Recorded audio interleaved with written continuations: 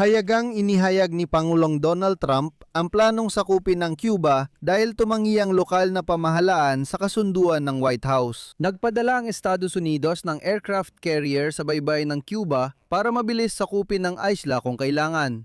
Kamakailan, di umano'y pabirong sinabi ni Pangulong Donald Trump na magtatagpo ang hukbong dagat ng Estados Unidos at Cuba pagbalik mula Iran. Pero biro man o hindi, nalaman na talaga na ang aircraft carrier ng Estados Unidos na si Gerald Ford ay aalis na sa gitnang silangan matapos ang record na 10 buwang misyon. At ang aircraft carrier group na ito ang maaring ipadala patungong Cuba.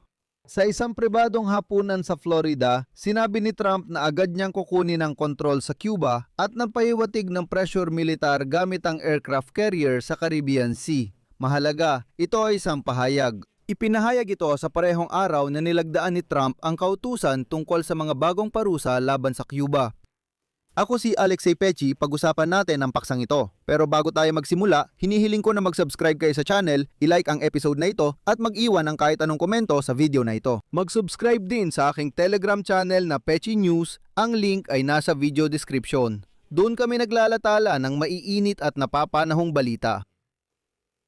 Sinabi ni Donald Trump na agad niyang kukunin ang kontrol sa Cuba at binanggit ang posibilidad ng militar na pagsakop gamit ang aircraft carrier sa karagatang Caribbean. Ang talumpati ay binigkas sa pribadong pagtitipon ng Forum Club, isang regular na pulong ng mga politiko, negosyante at leader ng lipunan. Ibig sabihin, ito ay isang marangyang lugar kung saan madalas ginaganap ang mga pribadong hapunan. Sa isang pagtitipon, sinabi kamakailan ni Trump na balak niyang sakupin ang Cuba. Ganito ang tono ng kanyang pagsasalita. Karaniwan, ito kay Trump sa ganitong mga sitwasyon. Ibig sabihin, kalahating banta at kalahating palabas lang ito. Parang eksenang pupunta ako at sasakupin ko. Ayon mismo kay Trump, pagbalik niya mula Iran, mag-uutos siya halimbawa sa aircraft carrier na USS Abraham Lincoln na pinakamalaki sa mundo. Dumating sa rehiyong Caribbean at huminto mga 100 metro mula sa baybay ng Cuba. Matapos daw nito, sasabihin ng mga Cuban, "Maraming salamat, sumusuko na kami." Ang kanyang mga katulong ay binawasan ang halaga ng talumpati. Tinawag itong biro, pero hindi sinabi ang mga pahayag na ito nang walang konteksto. Ang mga ito ay sinabi sa parehong araw na nilagdaan ng White House ang bagong pakete ng mga parusa. Noong Biyernes, iniutos ni Trump ang bagong parusa laban sa gobyerno ng Cuba na noong Mayo 1 ay nagdaos ng demonstrasyon para ipagtanggol ang soberanya ng isla at kondenahin ang banta ng agresyong militar. Ang mga bagong parusa ay pagpapatuloy ng naunang inanunsyo ni Trump noong Enero kung saan nagbanta siyang magdagdag ng taripa sa mga bansang nagsusuplay ng langis sa Cuba. Saklaw ng kautusan ni Donald Trump sa mga parusa ang sektor ng enerhiya, pagmimina, depensa at serbisyong pinansyal. Kasama rin dito ang mga limitasyon sa operasyon ng mga dayuhang bangko na nakikipagtulungan sa pamahalaan ng Cuba at naglalagay ng mga restriksyon sa migrasyon. Tinawag ni Pangulong Miguel Diaz-Canel ng Cuba ang blockade na genocide habang tinawag ito ni Bruno Rodriguez kalihim ng ugnayang panlabas na kolektibong parusa sa mamamayang Cuban. Ibig sabihin, umaapela sila ng epekto ay sa karaniwang tao, hindi sa nasa kapangyarihan. Ikinonekta ni Rodriguez ang pahayag na ito sa malaking meeting ng Cuba sa harap ng US Embassy sa Havana na dinaluhan maging ng 74 na taong gulang na si Rodriguez pati ni Raul Castro at Diaz-Canel.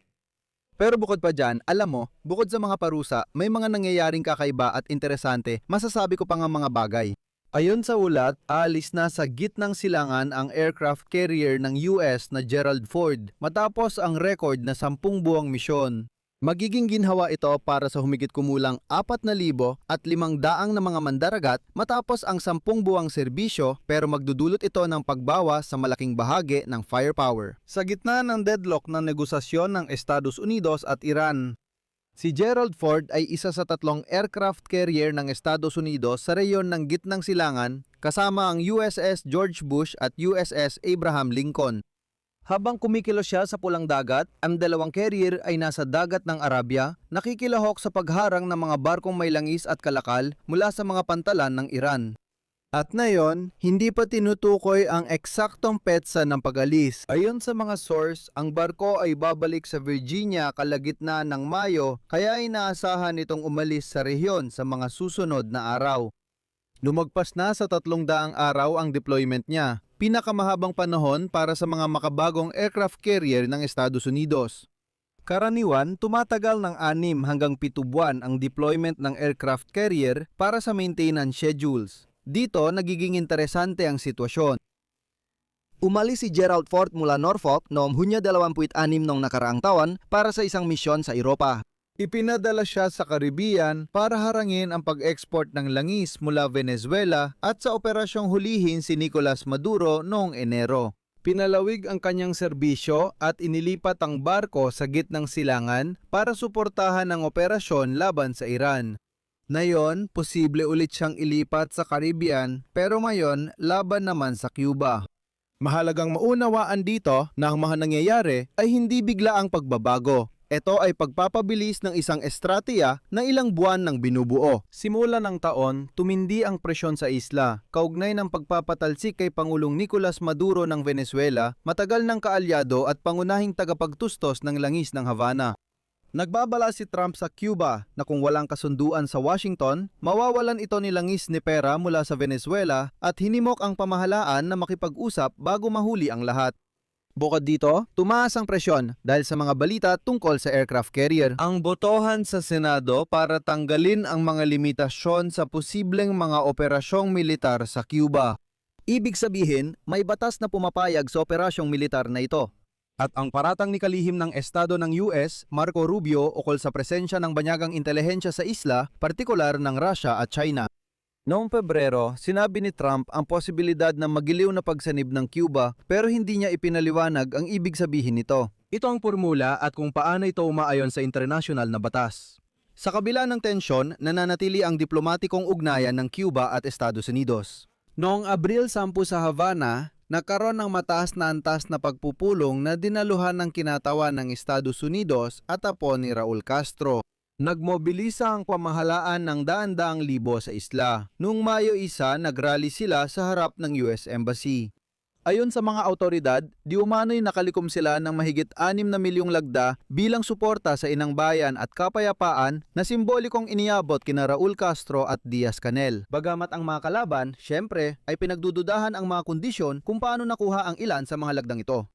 Ang posibilidad ng interbensyong militar ay tinanggihan na ng ilang bansa, kabilang na ang Alemanya, kung saan ang kansilyer na si Friedrich Merz ay pabor sa solusyong nakabatay sa dialogo. Ibig sabihin, kung magsimula ng militar na aksyon si Trump dito, muli niyang sasabihin na hindi sumuporta ang NATO. Pinagmamasdan ng internasyonal na komunidad ang paghihigpit ng Washington sa isla na bahagi na ng araw-araw na buhay doon. Pagkawala ng kuryente, kakulangan ng elektrisidad at blokadang pang-enerhiya na walang ipinapakitang senyales ng paghina. Dito ko ilalagay ang 3 tuldok, ilagay ninyo ang inyong opinyon at mga konklusyon sa mga komento sa ilalim ng episode na ito, mag-subscribe sa channel, pindutin ang kampanilya at huwag kalimutang mag-like. Siyempre, ito ay hindi lang para dito, kundi pati na rin sa taon, sa Kiev. Magpapasalamat ako sa inyo para dito. Magagawa ito gamit ang kahit anong donasyon sa pamamagitan ng mga link at detalye sa description ng video na ito o gamit ang QR code na nasa inyong mga screen. Salamat sa anumang suporta ninyo. Iyon lang po, ingatan ninyo ang inyong sarili. Paalam sa lahat.